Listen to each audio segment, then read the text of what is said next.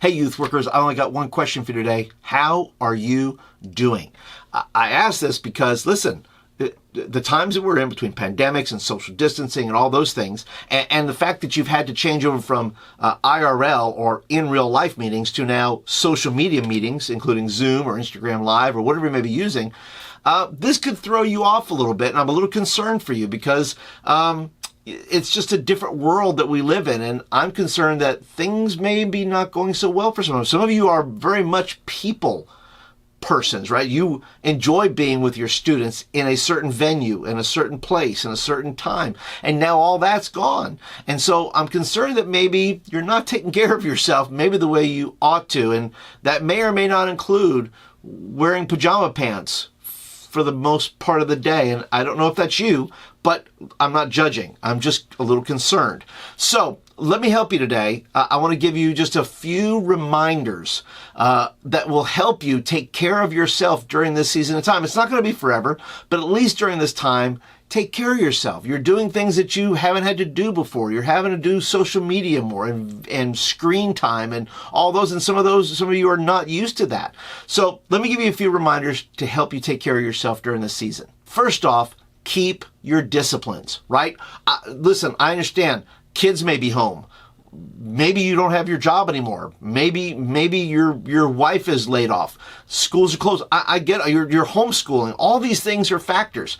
But the thing that you can control is your own discipline. Listen, I'm currently a maintenance worker. I get up at 5 a.m. Every day, and I have certain disciplines, certain things that I want to do. So keeping personal routines as part of taking care of yourself can be significant because at least it gives you something that you're used to doing all the time. Now, whatever those are for you, maybe it's drinking a certain kind of coffee, or maybe it is getting up at a certain time. Try to maintain those disciplines to be able to take care of yourself and remind yourself that, listen, this is not going to last forever. Your routines have changed as far as youth ministry, but they don't have to change necessarily in your own personal life. So just take some time. What are your normal routines? And maybe you have to change a little bit, but that what you can do that. Another thing you can do is keep your thoughts in check. Listen, I have certain disciplines that I do, and something that helps me mentally is I have a journal. I journal every day, especially during Lent season, just because I need a place to dump my negativity. I need a place to get it out of my head and on the written page. Look, it's not all negative. It's just that if I have negative thoughts, I put them down here. And listen, there's plenty of times right now where you're feeling anxiety or you're feeling pressure. And listen, this is a great place to put those thoughts to keep your mind clear. But the other thing you have to do, getting rid of the negative thoughts is one thing, but filling it up with as much positivity as you can.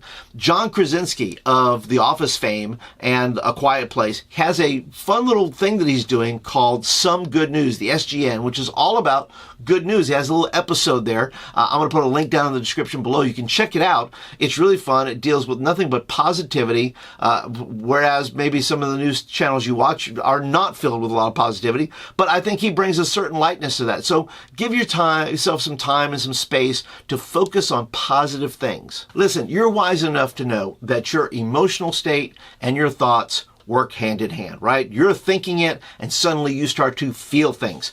These are times where people like myself who deal with anxiety or depression or those things, emotions can overwhelm us. It can just crush us at times.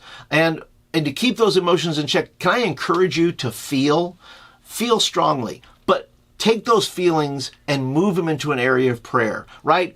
Cry, shout, yell, scream. God's not going to be mad at you for those things. Listen, when I'm praying, I go into full Psalm mode, right? Psalm 13 has my attention at this moment because it starts out with, how, O Lord, how long is this going to last? How long will you keep me over here? How long will these things? Then he moves into another phase where he starts saying, look, fear of loss. He says, look, will my enemies overtake me? Will I lose everything I have? And the last thing he says is, look, he starts to declare who God is. So I would encourage you to take all those emotions and funnel them through prayer, funnel them through this process. Ask why, right? Put your fears on the table before the Lord and say, Lord, finally, I'm going to trust you during this time in this season. There's nothing else I can do. I'm going to trust you. But all of us are in that place. So let me encourage you. Take those emotions and funnel them through your prayer time so you can stay emotionally healthy rather than bottling them up. Listen, I don't know how long you've been with your family. They may or may not be driving you crazy. But let me tell you this, my wife and I we're empty nesters, so we sat at the table the other night and we were just playing cards with our son who's home from college, and I have 2 other kids, so we decided to FaceTime them in. And listen, that connection time was just a life-giving time for us because we were able to all communicate. There was joking, there was laughing, all of those things. Let me encourage you to use the time that you have with your family.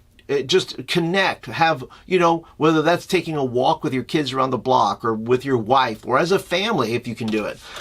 Spend that time with your family, really connect with them. Maybe start some new things. Maybe try cooking together. Maybe whatever those things look like for you, whatever practices, whatever something new you want to start to do with your family, start doing those things and start building the memories. And that way, the things you're going to look back on isn't going to be these terrible things. It's going to be all these new things that maybe you started to do with your family, so you have memories in the future of the positive and not the negative.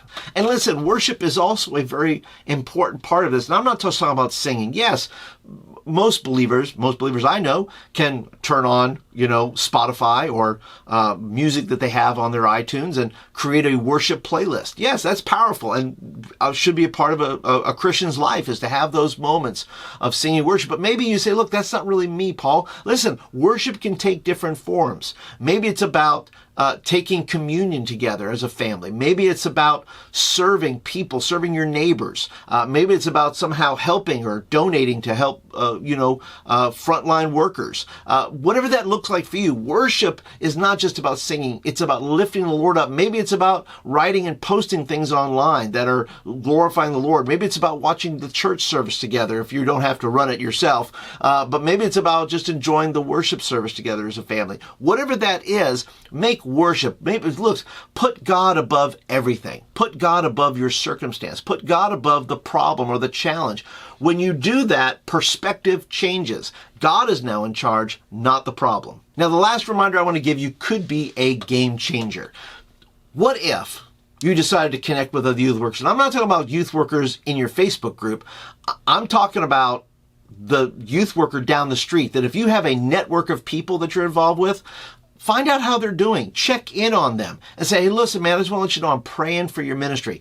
There's nothing more releasing than serving another church or another youth worker down the street and saying, listen, man, I'm praying for you. Yes, you have your own problems. Yes, you have your own struggles with trying to connect and keep your youth ministry going. Find out how that other youth worker down the street is doing, if you have any connection with them. If you don't, what a great time to introduce yourself and say, look, I just want to let you know I'm praying for you in your youth ministry. Because listen, if you'll connect with other youth workers now and find out how they're doing, it could change things for you in your ministry later on. Let me offer you what Ecclesiastes has to say. 2 are better than 1 because they have a good return for their labor. If either of them falls down, one can help the other up. But pity the one who falls and has no one to help them up. Also, if 2 lie down together, they will keep warm. But how can one keep warm alone? Though one may be overpowered, 2 can defend themselves.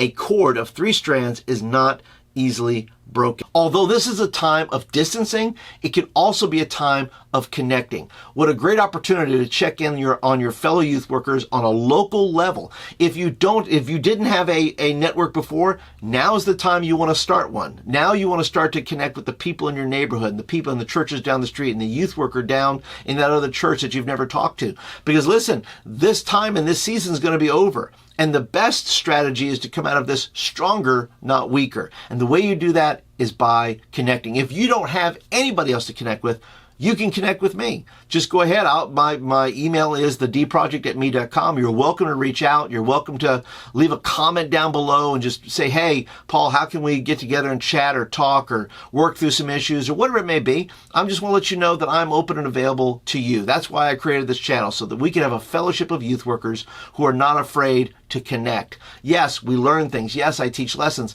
But more importantly, your health is number 1. Because if you're not spiritually healthy, emotionally healthy, mentally healthy, then all these other things are not going to last and they're not going to matter. So you've got to keep yourself in shape. And I hope these reminders have helped you today. If you're brand new to the channel, thanks for hanging out today. Appreciate you keeping yourself well and keeping yourself healthy. If you're not a subscriber, I would love you to be a subscriber, be a part of the community. Hit that subscribe button, and that will give you these videos in your inbox on a regular basis. If you're a regular, let me know in the comments below which of these reminders do you need to put a little more effort into to take care of yourself. If you have a prayer request or anything like that, leave that down below because I will pray for you. So that's it for today, guys. I hope you're taking care of yourself. Be well, and I'll catch you guys in the next video.